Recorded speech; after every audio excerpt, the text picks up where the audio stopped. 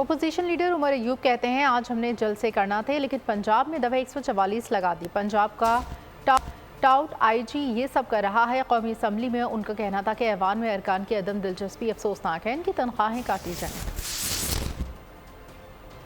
وقت پنجاب میں دفعہ 144 پورے پنجاب میں لگائی گئی ہے. کیوں؟ کیونکہ پاکستان تحریک انصاف اور ہمارے الائیڈ پارٹیز نے آج کال دی ہے پروٹیسٹ ہونے چاہیے, گورنمنٹ پر امن پروٹیسٹ ہونے چاہیے. اور گورنمنٹ آف پنجاب, یہ آئی جی پنجاب ہے جو بالکل آپ سمجھیں کہ وہ نان پروفیشنل شخص ہے.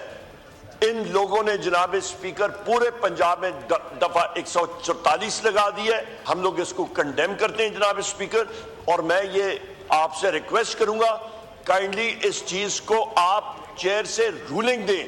یہ ہمارے ڈیموکریٹک رائٹس کی, آئین پاکستان کی بار وائلیشن ہے.